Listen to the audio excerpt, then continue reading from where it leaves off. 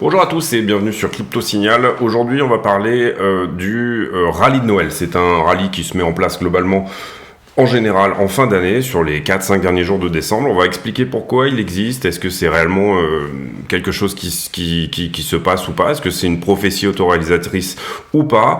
Et puis voilà, on va essayer de faire un petit peu de méthodologie autour de tout ça. On passe en partage d'écran. J'en profite pour dire à ceux qui le souhaitent de surtout pas hésiter à s'abonner, activer la cloche des notifications, éventuellement venir nous rejoindre sur le Discord dont le lien est en description de la vidéo. Et puis mettre un like, c'est important. Mettez un like, c'est vraiment quelque chose qui aide la chaîne à grossir, et puis éventuellement un commentaire d'encouragement. On est là sur le BTC face au dollar. Comme d'habitude, vous le voyez, on a nos boîtes de liquidité, c'est-à-dire là où on pense qu'une bonne partie de la liquidité se trouve entre guillemets sur le court terme, c'est-à-dire les trades qui ont des bonnes chances de toujours être en cours. Et puis on a également eh bien cette action de prix qu'on va analyser ensemble. Concrètement, pour le moment, on essaye depuis plusieurs fois de venir à l'assaut et cette zone des 17,3 est très bien défendue par les shorters.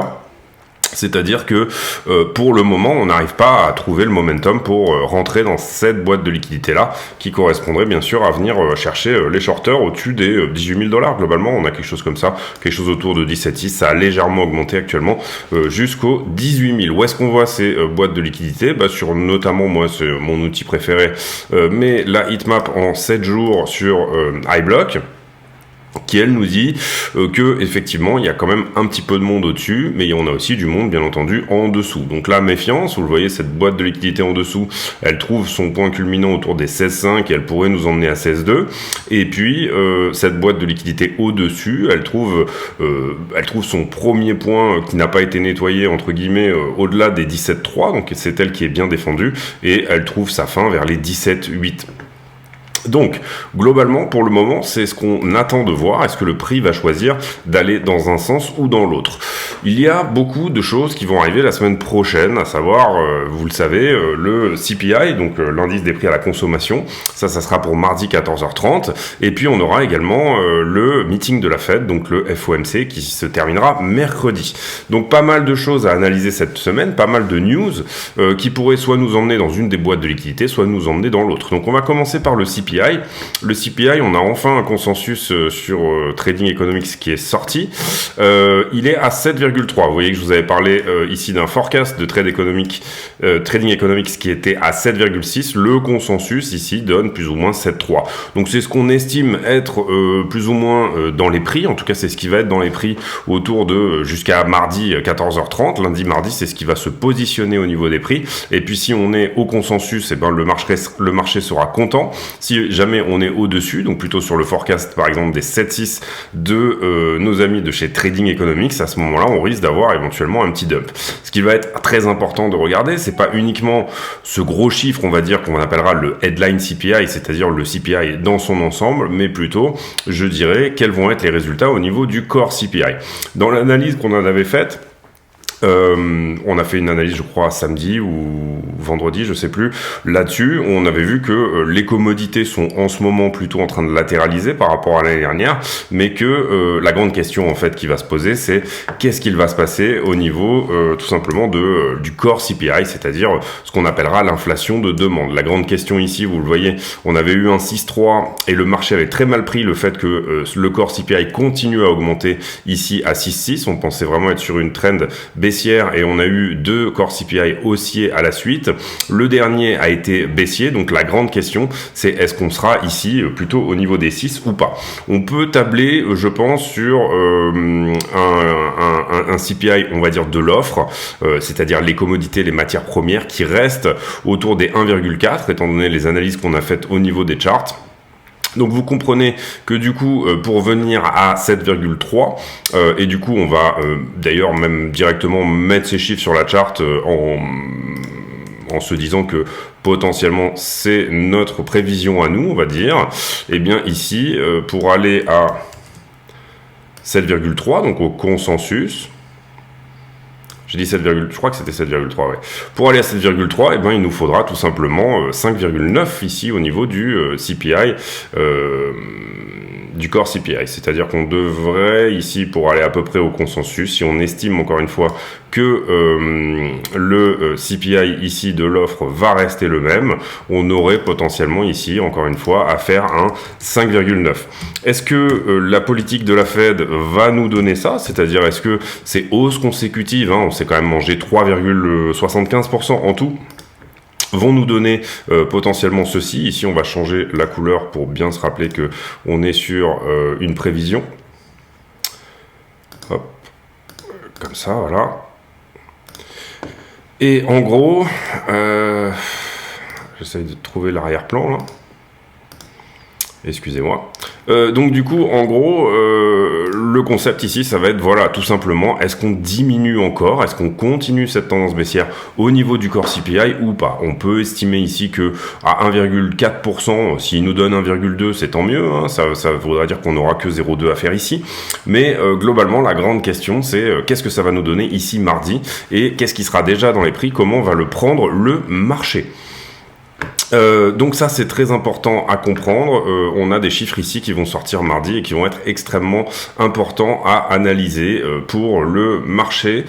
Si jamais l'inflation a effectivement trouvé son top, et bien éventuellement ça pourrait nous dire que quelque part ça pourrait nous lancer même un rallye avant les conclusions du FOMC. Au niveau des conclusions du FOMC, donc c'est la deuxième narration du moment, les conclusions du FOMC a priori seront que Jérôme Powell ne va augmenter les taux que de 0,5%. Vous voyez que la target actuelle, le taux actuel est entre 3,75 et 4, donc ça nous emmènerait quelque part entre 4,25 et 4,50. 80% du marché pense que c'est le cas actuellement, et on a 21% des gens qui pensent que Powell va augmenter une nouvelle fois de 0,75. Donc on peut estimer que les conclusions du FOMC, à savoir une baisse ici de une augmentation uniquement de 0,5 est déjà à 80% dans les prix. Donc on continue sur les news. Ici on va pas faire Ethereum, on va le faire plus tard, on va y revenir après. Ici on voit le retour sur Dow Jones et S&P 500 depuis un an, donc year to date, depuis le début de l'année, et vous voyez que on a fait un moins 25 quasiment sur le S&P pour actuellement être autour des moins 15 sur ce petit rallye qui se met en place actuellement.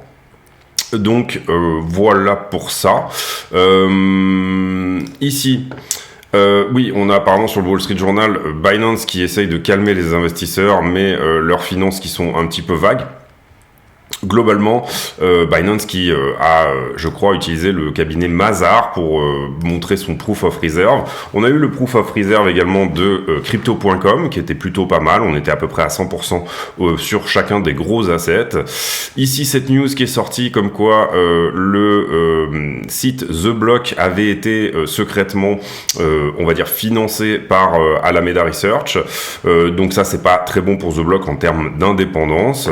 Bon, moi, j'ai jamais vraiment noté qu'il y avait des choses énormes sur The Block en termes de pro FTX, mais bon, on peut ici article intéressant sur le procès entre Ripple, donc XRP et la SEC. Vous comprenez ici que ce procès va déterminer un petit peu à quelle sauce vont être mangés les cryptos prochainement. Est-ce que toutes les cryptos qui ont été mises sur le marché étaient en fait des contrats d'investissement, donc des securities, ou est-ce que ce sont des commodities?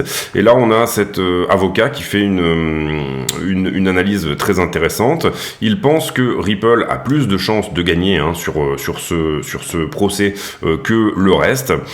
Il estime à peu près ces chances-là, puisque les chances de perte sont autour de 30% et les chances de faire un draw, donc une sorte d'égalité, un consensus entre les deux, entre le fait qu'ils ont perdu ou gagné, sont de 20%. Donc on a une chance sur deux ici que Ripple gagne directement son procès. Si jamais Ripple perd, Vous voyez qu'on est autour des chances des 30%. Et si jamais on est sur un draw, donc une sorte d'égalité, ça voudrait dire tout simplement oui, XRP était une securities, mais il ne pouvait pas réellement le savoir au moment où ça a été vendu, donc on met pas d'amende, etc. On revient pas en arrière, mais par contre on considère qu'effectivement tous les tokens de type, tous les tokens toutes les monnaies du type XRP seront probablement casées dans la case des sécurités. Donc ici, comme vous le voyez, une chance sur deux de gagner. Et puis après, ici, on le voit, la possibilité numéro 4, c'est tout simplement une nouvelle règle qui émane de tout ça et qui soit, pas nécessairement il y a un gagnant ou un perdant, mais tout simplement qu'il y ait une nouvelle règle qui en sorte au niveau jurisprudentiel. Sur The Block, un article sur FTX avec comme quoi certaines sociétés se spécialisent dans la récupération des fonds, c'est-à-dire qu'en fait ici vous rachèterez potentiellement tout votre portefeuille que vous avez potentiellement perdu sur FTX, et donc du coup vous acceptez en gros un deal avec eux, et c'est eux qui vont au procès à votre place et qui récupèrent votre investissement. Ici un Rosfin, qui est plus ou moins l'agence d'intelligence financière on va dire russe, qui dit que un ban total en Russie des cryptos serait complètement contre-productif. Ici on a vu que la politique de la Russie pour le moment c'est plutôt de dire non, on n'acceptera pas nécessairement que la crypto soit un moyen de paiement, mais on va l'accepter pour les paiements internationaux, etc. et pour éventuellement rentrer puisque beaucoup de Russes possèdent déjà des cryptos, etc. éventuellement simplement des moyens plus d'investissement. On va pas revenir sur le calendrier économique, vous connaissez la semaine, j'en ai même déjà parlé jusque là. Et là sur MarketWatch, la grande question qui est est-ce que les investisseurs sur le marché action pourront-ils compter sur un rallye pourquoi ils ne devraient pas compter sur un rallye de Noël cette année? Et donc on a cette analyse qui est somme toute relativement bien faite, puisque effectivement le climat est incertain, qui nous dit qu'effectivement il y a souvent un short squeeze dans les 5 derniers jours de décembre qui tient énormément aux options, et c'est ce que vous allez voir sur les options sur Bitcoin. Après je vais vous montrer, et qui nous disent que effectivement depuis 1969 on a pris en moyenne 1,3% à chaque fois sur ces derniers jours de décembre. Le Père Noël qui descend dans la cheminée de Wall Street et qui met au niveau des traders un petit cadeau dans leurs chaussons. Et ici, la grande question, c'est aussi, est-ce que c'est pas ce qu'on appelle une prophétie auto-réalisatrice, c'est-à-dire finalement est-ce que tout le monde tous les ans ne compte pas sur ce petit entre guillemets marché de Noël, ce petit squeeze qu'on a en permanence à Noël, et donc du coup est-ce qu'il n'est pas en train est-ce qu'il ne s'auto-réalise pas, c'est-à-dire tout simplement est-ce que tout le monde ne met pas la main à la pâte pour acheter quelques actions avant Noël, et c'est ça qui donne tout simplement ce rallye relativement intéressant chez nous, je trouve. Sur le marché actions, etc., on verra si c'est quelque chose qui se met en place. Moi personnellement, je vous ai expliqué là le contexte. Si on a un bon CPI et si effectivement Powell nous donne du 0,5, on peut avoir des chances ici que le prix pousse un petit peu vers le haut.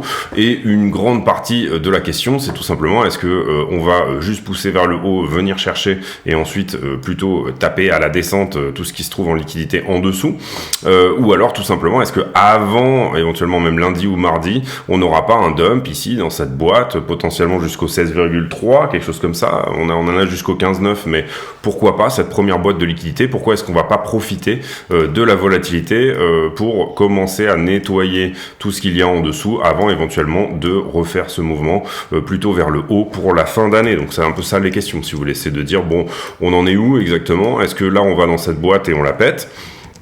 Auquel cas, il y aura encore de la liquidité ici autour des 19 puis autour des 23, mais ça sera vraiment ici le gros pour moi des liquidités en cours, il est plutôt là. Ou alors est-ce qu'on n'irait pas tout simplement chercher les longues en bas? Et des longues il y en a, donc attention, ici je ne suis pas uniquement haussier sur le scénario probable en cours. Par contre, si on va voir les options, et qu'on va voir les options après Noël, hein, puisque c'est l'objet de la vidéo, on voit qu'il y a un gros niveau ici d'open interest. Donc là, je suis sur Ethereum, mais sur Bitcoin, c'est un petit peu la même chose. C'est toujours le cas en fin d'année. On a toujours au 31 décembre beaucoup d'expirations d'options. Enfin là, c'est le 30.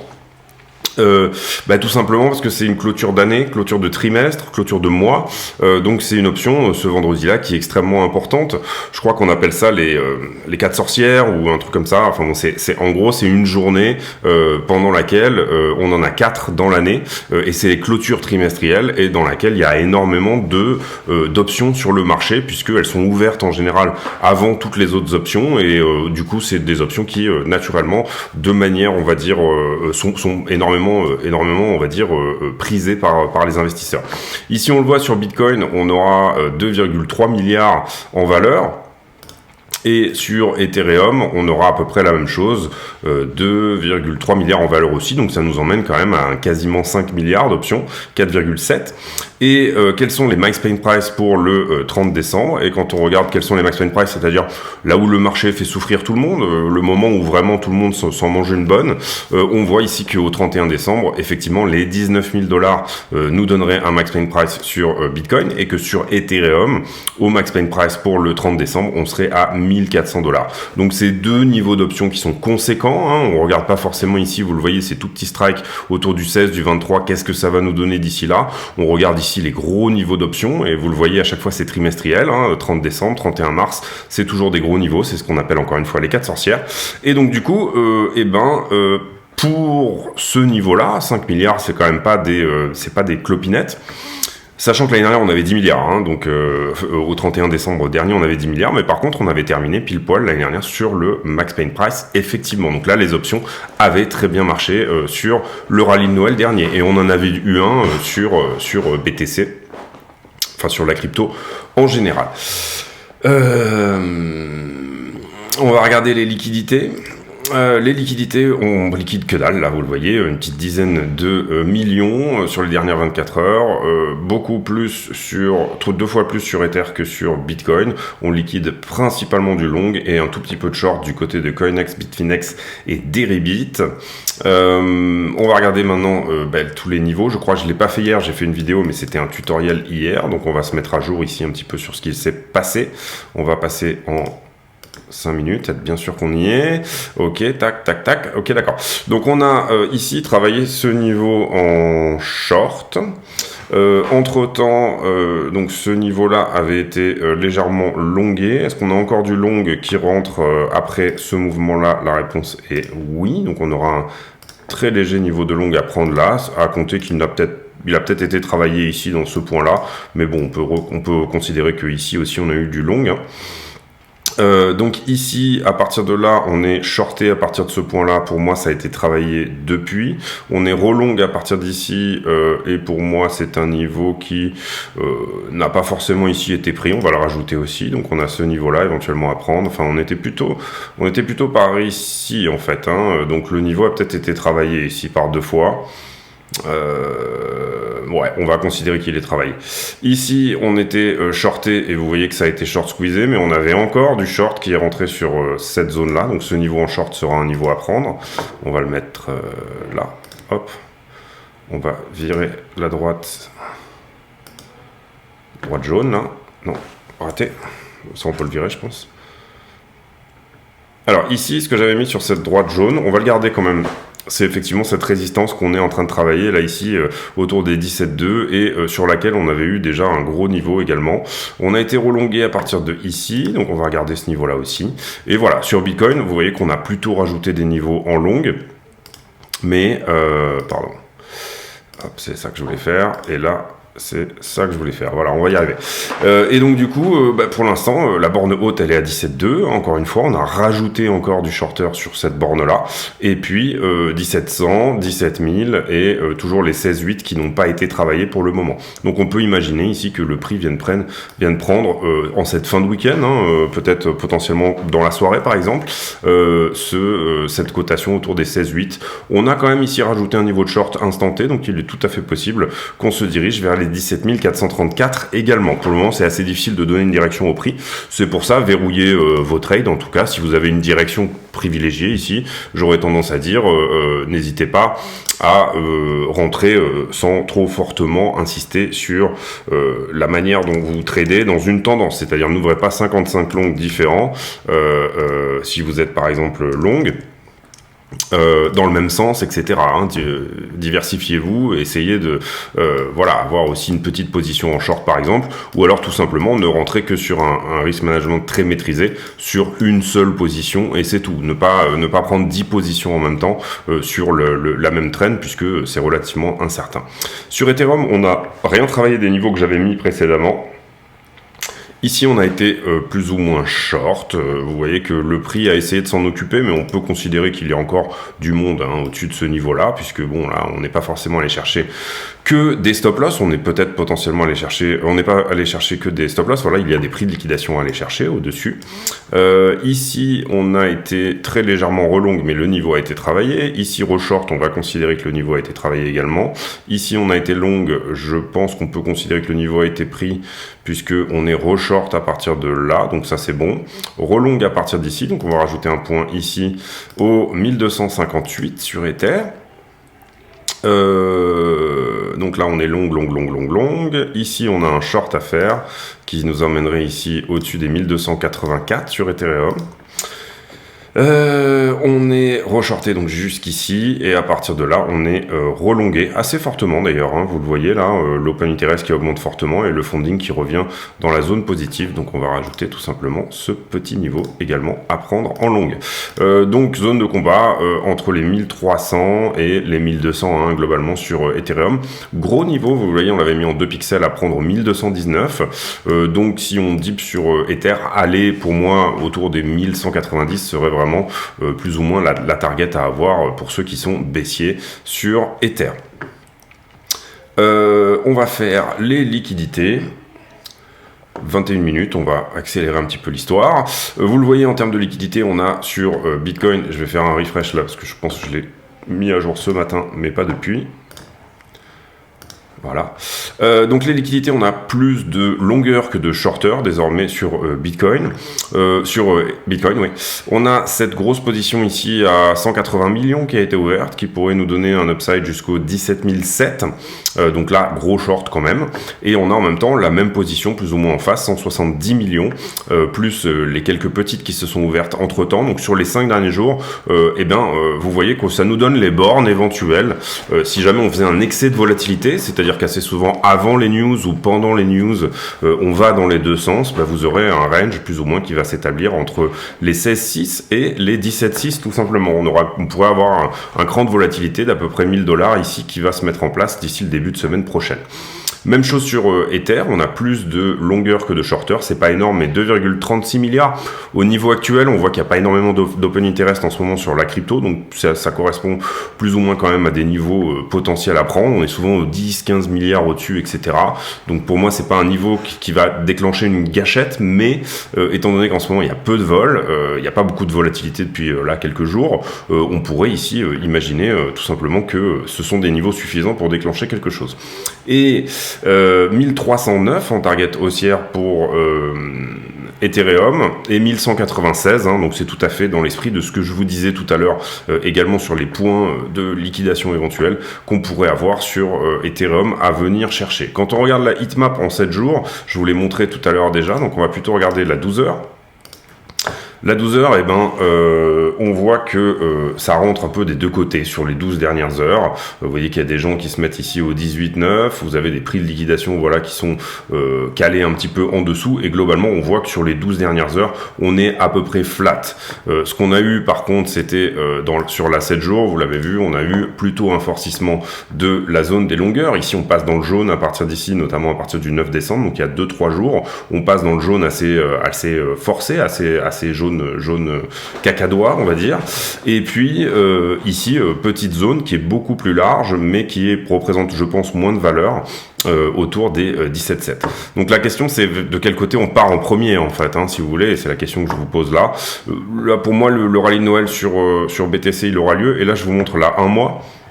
Sur la 1 mois, vous voyez qu'on a quand même plus de valeur dans la 18 à venir prendre. Vous voyez, quand on avait fait ce mouvement-là, on avait appelé au 17.3, hein, on avait dit attention, c'est jaune en haut, donc on va aller au 17.3. Et là, globalement, est-ce qu'on n'est pas en train de forcir plutôt cette zone-là sur la 1 mois que d'aller, enfin, on pourra aller après, hein, ensuite, autour des 15, éventuellement même nettoyer les 14, c'est pas la question. Mais là, pour le moment, on voit que la valeur, elle est plutôt ici entre 17.4 et 18. Donc moi, j'aurais tendance à plutôt dire que le mouvement va d'abord partir en haut. Je sais pas si on aura le momentum pour aller chercher les 15 000 $ comme ça sur cette news. Si le CPI est mauvais, par contre, on va s'en donner à cœur joie, hein. C'est évident que là, pour le coup, on viendra utiliser la news pour venir chercher tout simplement les liquidations. On va faire rapidement une analyse sur le momentum et le prix. Momentum, vous le voyez ici, on commence à diverger un petit peu en daily, donc attention à ça. On est sur la zone pivot des 50 de RSI où pour l'instant il ne se passe rien. On décide pas de redescendre et de revenir dans la survente. On décide pas non plus d'aller péter et d'aller chercher le surachat. Un MACD qui semble se calmer, donc attention à ça en daily. Ici par contre un point d'achat sur le Cypher, mais ça semble se calmer, d'autant plus que la VWAP ici revient plus ou moins vers le 0. Et puis un stochastique qui pour le moment accepte de rester en haut, de ramper vraiment sur la zone haute, dans la survente. Donc pour le moment ça tient, mais ça reste un peu fébrile cette histoire. Si on regarde en weekly, par contre, on a ce nouveau point d'achat ici qui pourrait se confirmer ce soir, c'est-à-dire qu'un point d'achat sur le Cypher, c'est pas anodin en weekly. Ici, on a une VWAP qui s'écarte du 0, donc on est plutôt haussier sur le weekly. Est-ce qu'on a des divergences? On avait une grosse divergence ici, vous le voyez, haussière. On en avait déjà parlé sur la chaîne, c'est-à-dire que ici, on descend sur le prix et là, on augmente sur le RSI. Ça veut dire que tout simplement, ce mouvement-là était plus puissant en termes de momentum que celui-ci, hein, c'est ça une divergence. Il a certes fait baisser le prix plus, parce que je le rappelle, le prix est une conviction d'un déséquilibre entre l'offre et la demande. Le prix n'est pas nécessairement une histoire de valeur ou quoi que ce soit. Et pour le moment, moi je trouve qu'en weekly, c'est plutôt rassurant de regarder le weekly, au sens où effectivement on a quand même ce stochastique ici qui re-rentre dans la zone. On pourrait faire le joli aller-retour qu'on pourrait attendre. Vous le voyez ici, les mouvements sont plutôt propres sur le stochastique. Donc sauf si on fait ça, c'est-à-dire effectivement on repart ici au 4 novembre et là on était retourné dans la zone de survente avant de repartir. Si on fait un mouvement entre guillemets propre et clean plutôt comme celui-ci sur le stochastique, vous voyez que ça nous avait donné le up du mois de juillet-août, donc c'était pas dégueulasse à prendre. Un plus 30% globalement, quelque chose comme ça. Ici div haussière aussi, hein, on la voit sur le weekly, donc en weekly on est plutôt pas mal, en 12 heures, etc. On va pas ici forcer nécessairement l'analyse jusqu'à aller aux 15 minutes, etc. Mais bon, globalement, vous voyez ici qu'on a un faiblissement sur le daily, mais on a quand même ici des jolies choses en weekly. Sur Ether, on va faire l'action de prix déjà. Sur Ether, globalement, l'action de prix, elle est relativement simple. Comme sur Bitcoin, on a ce plafond de verre autour des 1210 $ et on a désormais cette superbe résistance autour des 1265. Donc si on perd les 1265 à l'instant T, et vous voyez que là on fait potentiellement un M, hein, pour l'instant c'est pas encore tout à fait validé, mais vous voyez que là on est peut-être en train d'amorcer une correction plus importante. Si on commence à perdre les 1260 $, pour moi c'est pas extrêmement bull, mais néanmoins on pourrait potentiellement se dire que tout ça est juste un triangle. Si jamais tout ça était juste un triangle, eh bien la target, ça serait d'aller péter les 1300 $ justement. Donc, double analyse ici, au sens où oui, on est potentiellement baissier, une A, B, C, D, voilà, si on fait quelque chose comme ça, si jamais on casse ce triangle-là, et le triangle en général, on les compte en ABCDE, donc en 5 vagues, potentiellement on pourrait être à un point assez intéressant, et demain ça pourrait péter haussier en prévision, encore une fois, du CPI, etc. Tout le monde va plus ou moins, il va y avoir des gens qui vont prendre position avant, essayer de prendre ce up avant la news, il va y avoir des gens, et c'est déjà le cas, hein, vous le voyez ici qu'on est quand même sur une zone où certains prennent déjà leur position par rapport à cette grosse news, un éventuel rallye de Noël, même si j'aime pas le mot de pivot pour juste ralentir la hausse des taux, mais ce potentiel, on va dire, ralentissement de la politique agressive de la Fed. Et donc ça c'est la première chose. Et puis dans l'autre sens, comment je dirais ça, dans l'autre sens, on a quand même ici énormément d'incertitudes sur les marchés et donc tout à fait des possibilités. Et c'est pour ça que je vous dis de bien sécuriser vos trades et de bien ici, si par exemple, je sais pas, si vous avez pris ce up là et que vous êtes sur un trade assez long, ne pas hésiter à remonter vos stops à break-even, etc. Voilà, essayez de bien ici verrouiller vos positions. On est ensuite sur Ether, on va pas regarder la structure en Elliott ou quoi que ce soit, on va regarder le momentum, on va faire la même chose que sur Bitcoin, on va faire le daily et le weekly. Le daily, au niveau du momentum, sur Ethereum. Alors sur Ethereum, vous le voyez, ça diverge aussi, enfin en tout cas ça reste à plat au niveau du RSI, exactement la même chose, on est pile au niveau des 50, ça fait un bon moment que ça dure, hein. Là on est en daily, donc ça fait un bon 10 jours qu'on est vraiment ici à plat. Point d'achat ici sur le Cypher, mais VWAP qui se rapproche du 0, donc même chose. Stochastique qui accepte de ramper en haut, bref, exactement la même analyse. En weekly, potentiel point d'achat, stochastique qui se retourne, c'est exactement la même analyse que sur BTC. Là, si on a un vrai up, s'il se passe vraiment quelque chose, si la volatilité, elle est haussière sur, encore une fois, ces news autour du CPI, etc., ça peut nous donner un magnifique point d'achat weekly pour ce qu'on appellera ici nous, moi je préfère pour le moment parler de ça puisque c'est comme ça que la structure me parle le plus, on va dire sur le long terme, un bear market rally, un petit rallye de soulagement qui pourrait emmener Ether par exemple entre 1005 et 2000 $ par exemple, et Bitcoin encore une fois entre 19 et 25 000. C'est ça l'idée. C'est pas nécessairement ce qui va se passer. Encore une fois, il y a beaucoup de liquidités en dessous, donc du coup, attention à ça. Parfois, le prix vous donne pas ce qui paraît le plus évident, donc il faut ici tout simplement avoir un scénario. Encore une fois, un risk management, ça me paraît vraiment important, mais vous comprenez là que, en gros, sur la petite structure, sur Ether, l'idée, ça serait potentiellement qu'on fasse une flat, donc là, on serait pas loin du bout, hein, autour des 1350. On pourrait reprendre ici, par exemple, ce niveau-là, et pour moi, venir chercher les 1373 sur cette correction-là, ça serait pas du tout déconnant, sauf si, éventuellement, donc ici, ça serait une flat, donc ça veut dire aller plus bas ensuite après derrière. Si c'est pas le cas et si en fait la structure elle se dessine plutôt comme ça, c'est-à-dire que ici on a fait tout simplement une zigzag en tronqué et là on serait sur un mouvement plus important qui nous emmènerait potentiellement plus haut. Je pense que je ferai de l'Elliott ici parce que j'ai pas fait de décompte d'Elliott depuis déjà un bon petit moment. Je pense que je ferai de l'Elliott sur la structure la plus grande sur Ether et Bitcoin sur une vidéo qu'on va sortir cette semaine.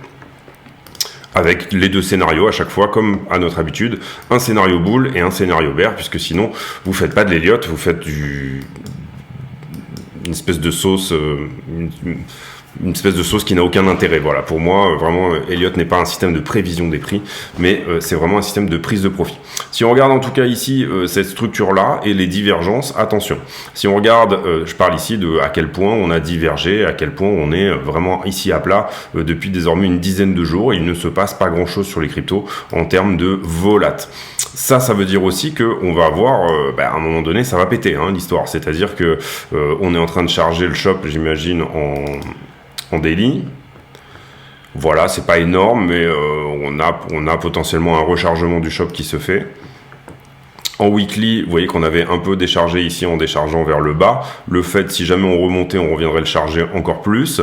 Et puis si vous mettez, enfin ici c'est pas la peine de les mettre, mais si vous mettez les bandes de Bollinger, j'imagine que vous avez une jolie contraction sur les bandes de Bollinger en daily. On la voit sur le prix, hein, donc c'est pas la peine ici d'aller nécessairement regarder ces indicateurs-là. Mais on sait que quelque chose arrive et ce quelque chose pour moi, c'est la news de la semaine prochaine.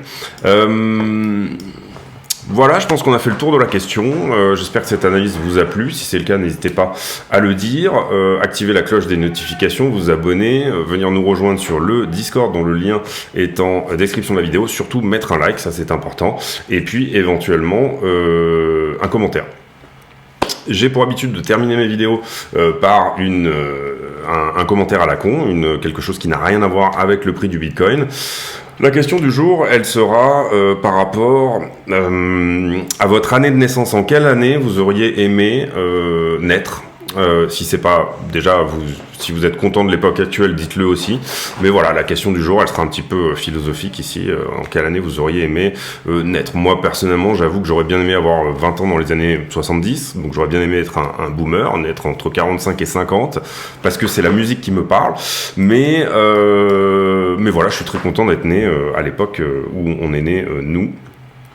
Donc voilà, ça sera ça la question du jour. Je vous laisse là-dessus, j'espère que cette vidéo vous a plu. Si c'est le cas, n'hésitez pas à mettre un like encore une fois et on se retrouve demain pour un nouveau point météo sur le BTC. À très bientôt.